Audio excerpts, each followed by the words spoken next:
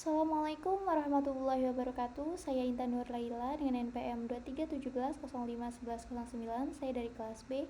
Di sini saya akan melanjutkan tugas kedua mata kuliah sistem pakar, yaitu mengenai metode inferensi. Oke, langsung aja masuk ke soal. Di sini saya udah bikin untuk latihan kedua metode inferensi. Saya punya 3 soal studi kasus. Yang pertama itu ada hybrid chaining, dan juga ada forward chaining, dan juga backward chaining. Oke, sebelum masuk ke soal, saya akan ulas sedikit tentang materi metode inferensi. Untuk sumber, saya banyak cari di website, dan terutama saya mengacu pada PPT di sini dan juga materi dari yang sudah disediakan di sini. Jadi dua acuan itu cukup untuk membuat materi. Ya, saya sudah ringkas. Nah, ini skrip saya. Jadi apa sih metode inferensi dalam sistem pakar gitu. Jadi metode inferensi sendiri itu adalah cara sistem pakar itu melakukan proses penalaran atau reasoning untuk menarik kesimpulan dari basis pengetahuan inferensi yang menghubungkan fakta-fakta dengan aturan sehingga menghasilkan solusi atau diagnosis. Jadi dalam sistem pakar itu terdapat beberapa metode inferensi yang umum digunakan. Itu biasanya itu ada forward chaining, backward chaining, terus hybrid, fuzzy reasoning, bias inference, atau case based reasoning. Saya akan bahas satu-satu.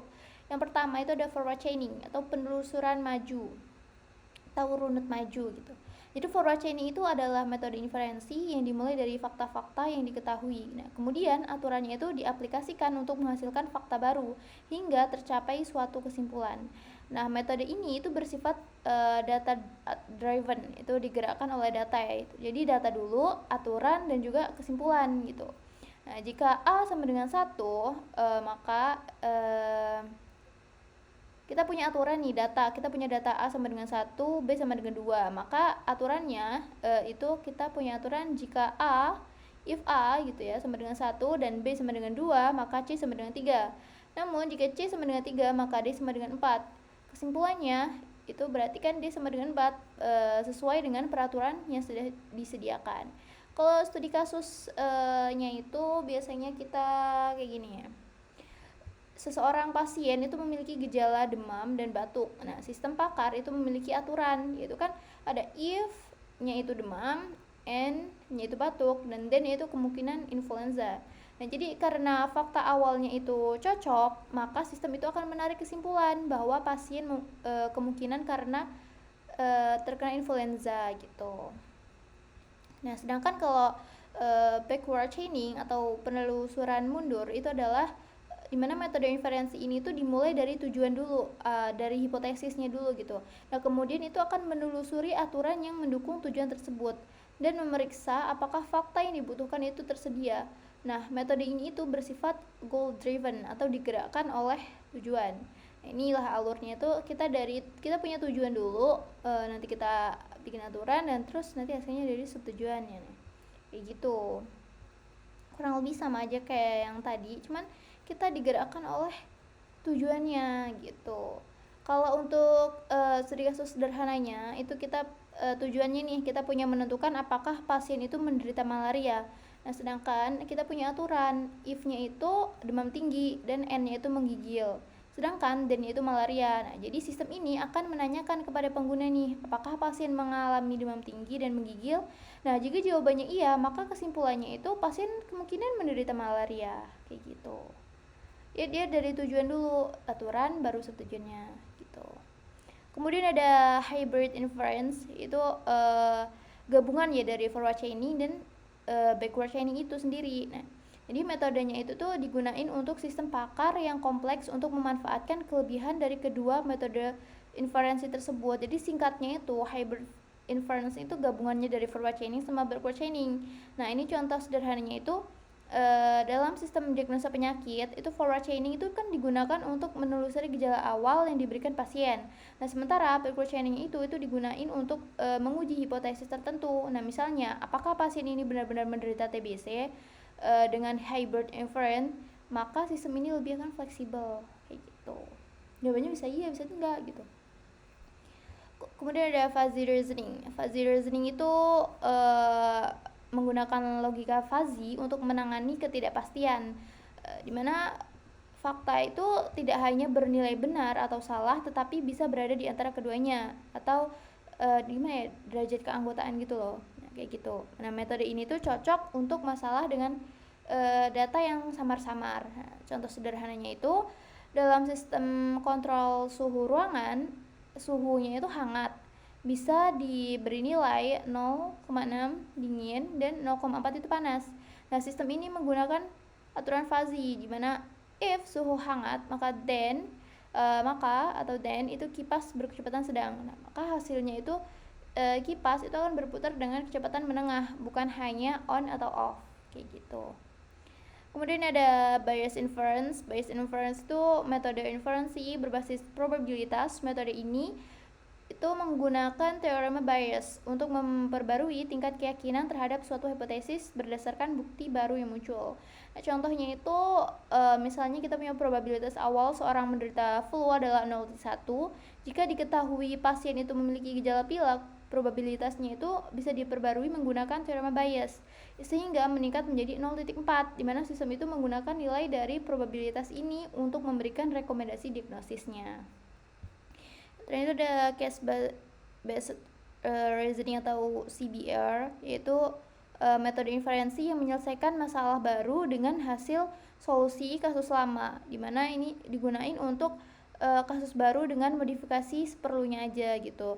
Nah, contohnya itu misalnya nih dalam sistem bantuan hukum, jika ada kasus baru tentang sengketa tanah, maka sistem itu akan mencari kasus lama yang mirip gitu. Jika kasus lama itu diselesaikan dengan cara mediasi, maka sistem akan menyarankan mediasi juga dengan penyesuaian pada konteks baru gitu. Jadi intinya kalau si case based reasoning itu dia meninjau dulu ya dari kasus yang lama gitu. Baru nanti kalau ada kasus baru yang serupa, oh berarti ini sama aja nih kayak kasus sebelumnya gitu. Jadi dia bakalan ngerekomendasiin itu juga gitu. Intinya dia sesuai lah pada konteks yang baru itu, tapi tetap disesuaikan sama konteks yang baru gitu. Oke. Langsung masuk ke soal. Nah, di sini untuk soalnya saya yang pertama itu ada studi kasus, yaitu hybrid chaining atau diagnosa klinis multi hipotesis, di mana konteks mesin inferensinya itu hybrid chaining dengan goal agenda, di mana sistem itu mulai backward dari hipotesis prioritas dokter, kemudian lalu forward menelan fakta baru. Nah, conflict resolutionnya itu spesifik, support by multiple roles, dan default. Kemudian ada aturan exclusion atau kontraindikasi dan comorbidity atau comorbid yang bisa coexist. Nah, saya punya aturan. Aturannya itu if demam tinggi and nyeri sendi and ruam patsia, nah maka itu dia demam berdarah atau DBD.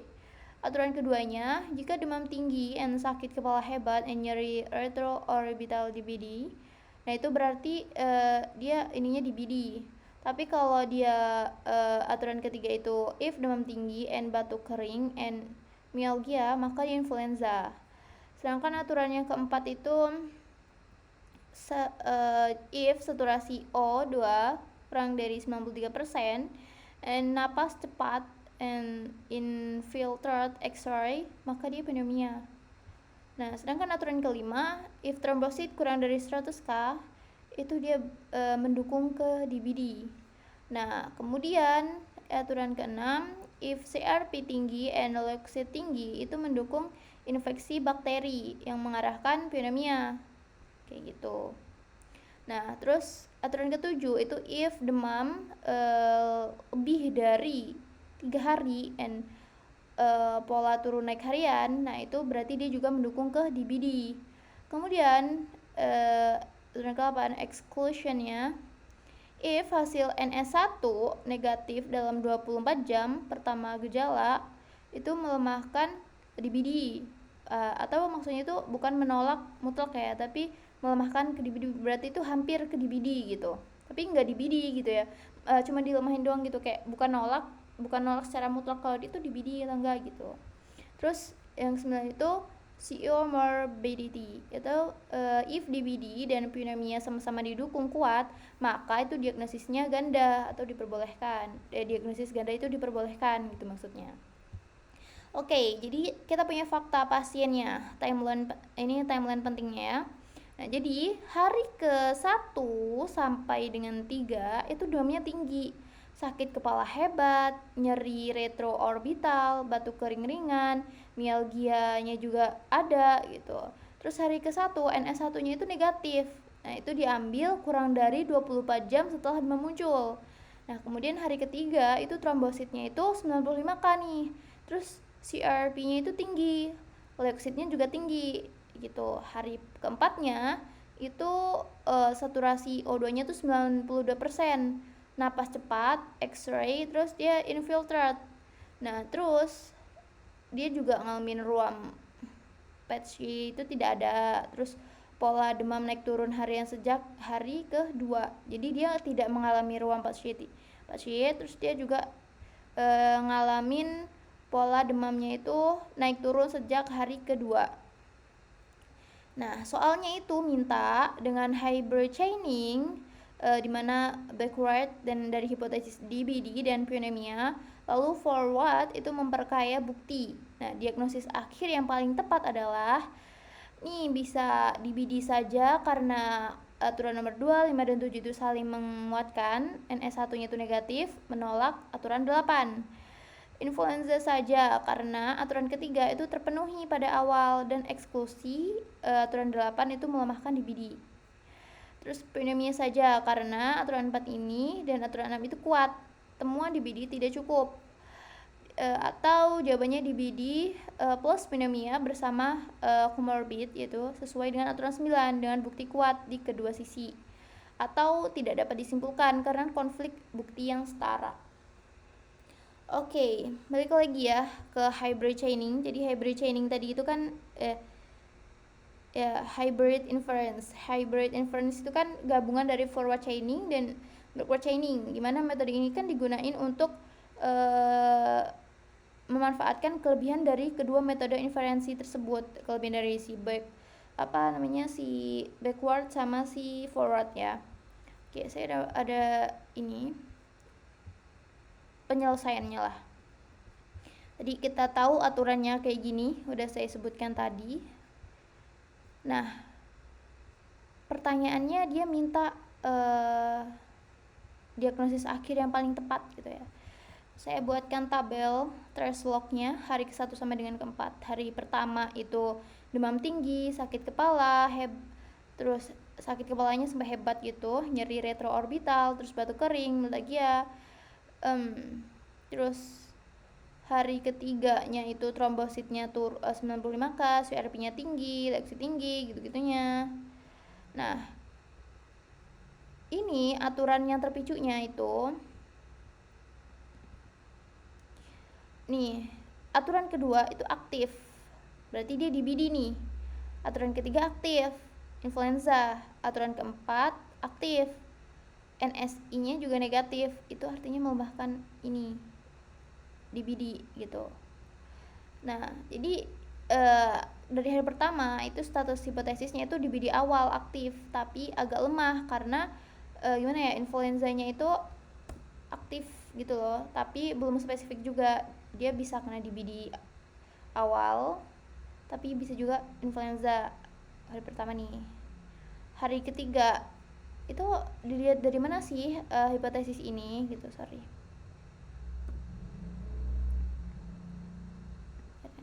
Nah, kayak gini. Nah, kita lihat aturan yang pertama ya. Jika dia demam tinggi, nyeri sendi, ruam pasien ini, berarti dia DBD. Terus ketiga, dia kan tadi tinggi, demam tinggi, sakit kepala, nyeri retroorbital, batuk kering, terus mialgia gitu-gitu. Nah, yang ketiga, kita lihat aturan ketiga itu kan demam tinggi, batuk kering, mialgia nih, berarti dia influenza kan, itu tadi. Terus aturan 8 itu aktif ya, dimana tadi kan di exclusion di ini tuh gini loh, sorry.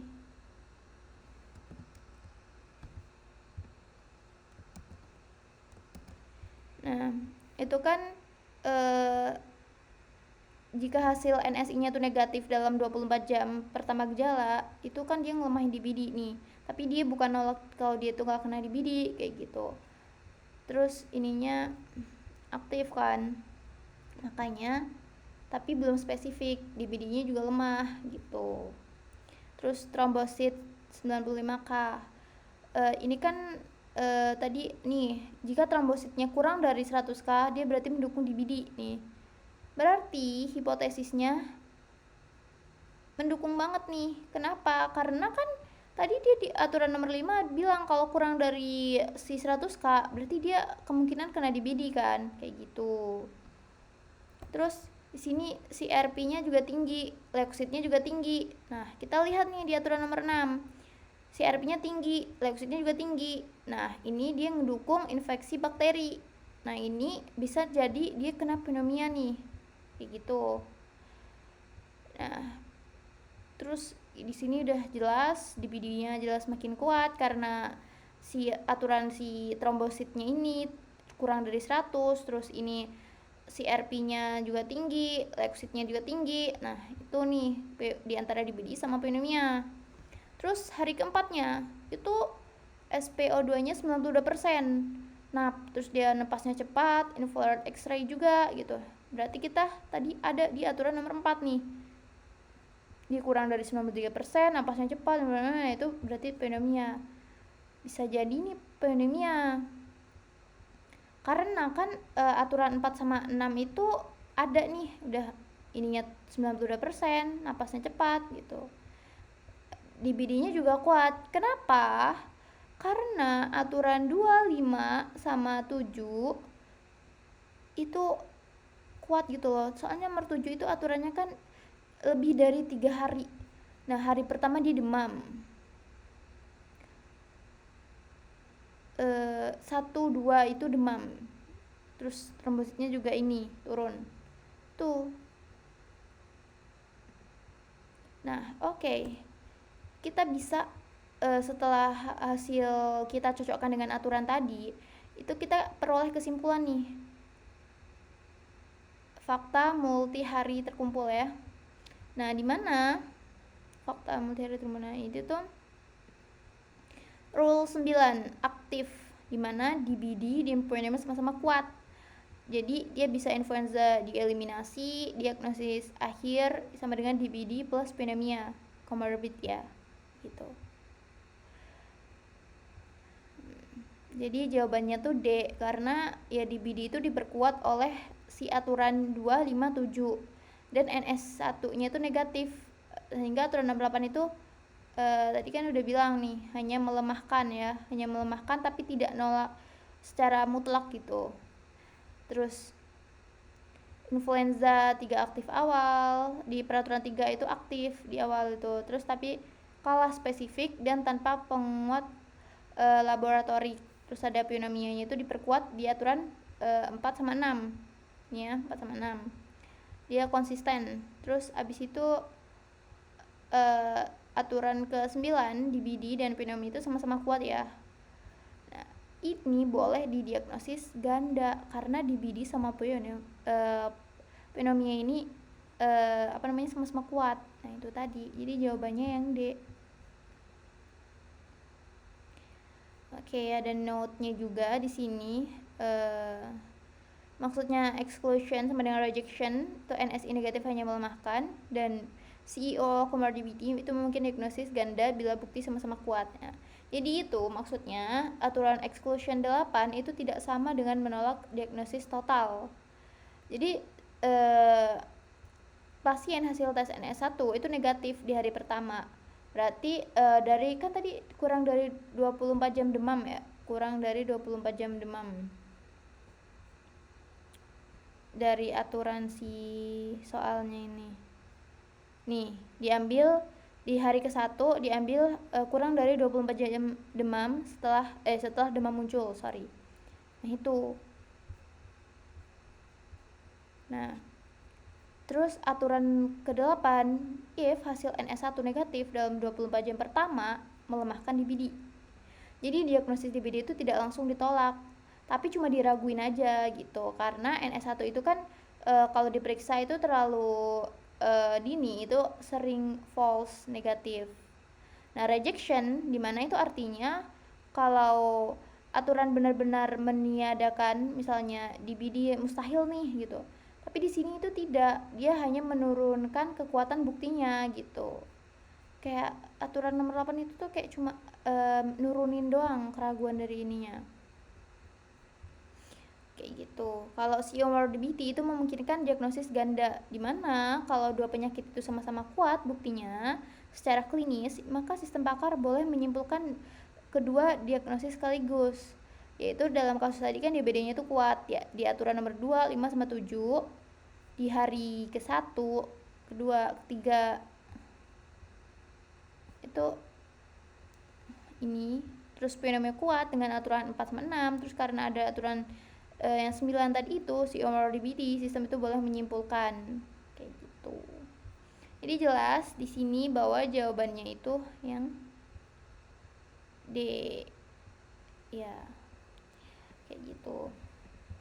Nah, kalau untuk studi kasus yang kedua itu mengenai forward chaining.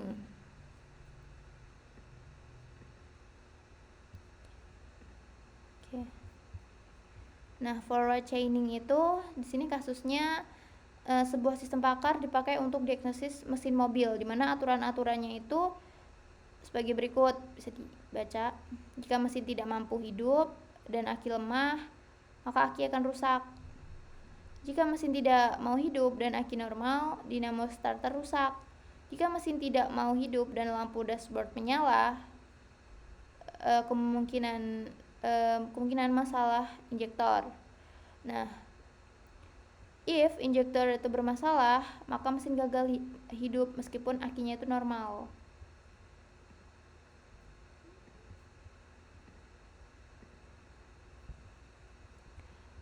Nah, fakta awalnya itu mesin tidak mau hidup, lampu dashboardnya juga menyala, akinya juga normal.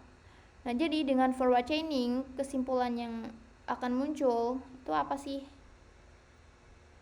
Nah, jadi pada kasus ini itu yang ditanyain kan kesimpulan akhirnya. Dimana kita tahu nih fakta awalnya itu mesin tidak mau hidup, terus akinya nggak mau akinya nggak normal, akinya normal. Nah, jadi mesin tidak hidup plus aki normal, berarti kan itu masuk ke aturan kedua ya.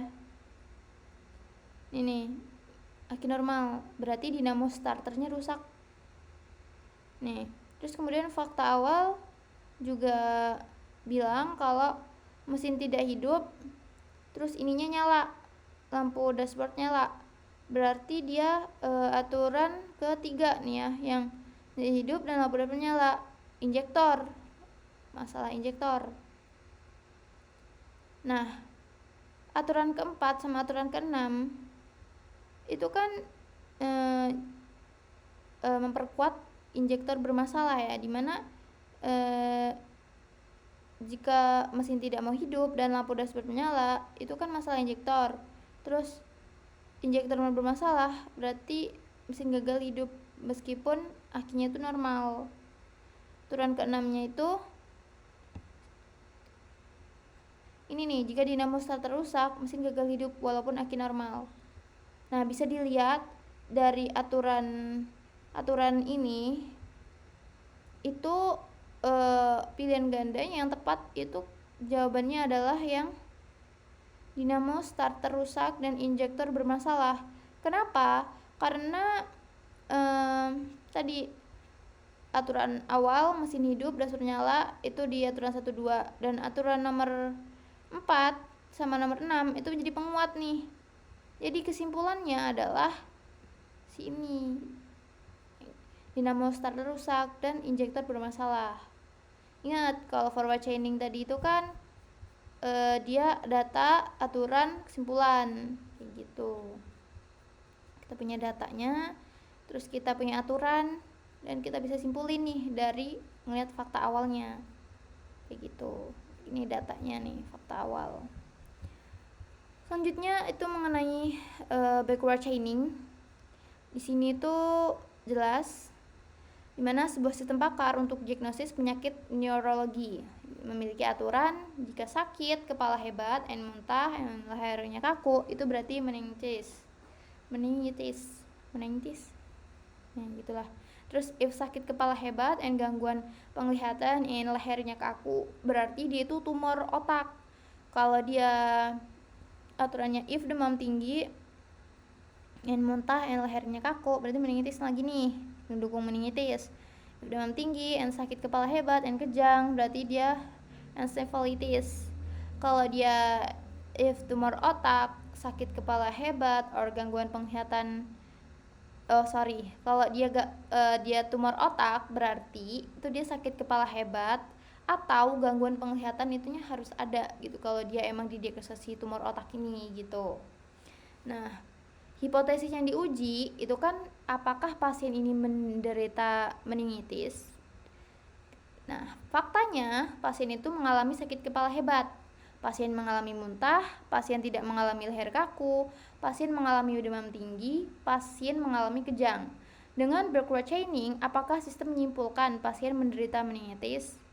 Nah, kita bisa lihat dari aturan-aturan tadi. Nah, itu kan hipotesisnya tadi itu kan meningitis atau enggak tuh. Nah, itu bisa kita lihat nih, aturan ke-1. If sakit kepala hebat, muntah, leher kaku, berarti meningitis nih. Nah, tapi faktanya tidak mengalami leher kaku, berarti dia meningitisnya gagal dong untuk aturan 1. Nah, kemudian aturan ketiga nih. Aturan kedua kan udah jelas leher kaku nih, udah jelas banget nih gagal, orang dia nggak kaku lehernya. Nah, aturan ketiga itu demam tinggi, muntah, leher kaku, ini juga gagal lagi, dia tidak mengalami leher kaku. Terus di sini itu ada nih aturan if demam tinggi, sakit kepala hebat, dan kejang, encephalitis. Berarti kemungkinan ini enggak sih? Karena dia mengalami sakit kepala, demam tinggi, kejang juga. Udah jelas enggak sih? Jawabannya encephalitis. Oke, kita cek dulu. Aturan kelima, if tumor otak, jika dia ini tumor otak, dia harus sakit kepala hebat atau penyebabnya itu gangguan penglihatan harus ada. Di fakta dia nggak ada gangguan penglihatan. Ya meskipun dia sakit kepala hebat, tapi fakta gangguan penglihatan harus ada itu nggak ada. Jadi ini gagal. Jelas di sini yang cocok aturannya dengan fakta pasien tersebut adalah encephalitis, dimana dia demam tinggi, terus sakit kepala, kejang. Nah, jadi jawabannya yang D. Dia tidak menderita si meningitis ini, tapi dia mengarah ke encephalitis kayak gitu. Nah, jadi kesimpulan dari metode inferensi ini itu dalam sistem pakar itu merupakan inti dari mesin penalaran yang menentukan bagaimana fakta dan aturan itu digunain untuk menghasilkan suatu kesimpulan. Forward chaining ini cocok untuk data yang data driven reasoning. Sedangkan kalau si backward chaining itu kan cocok sama yang goal driven, digerakkan tujuan. Nah, gitu. Terus kalau yang hybrid itu tuh kombinasinya dari si forward dan juga backward. Dan selanjutnya itu fuzzy, itu untuk data yang samar tuh. Terus kalau yang bias inference itu untuk penalaran probabilitasnya. Tuh, kalau case based-nya itu untuk pemanfaatan pengalaman yang lebih dulu gitu. Oke, saya rasa cukup sekian. Saya akhiri. Wassalamualaikum warahmatullahi wabarakatuh. Terima kasih.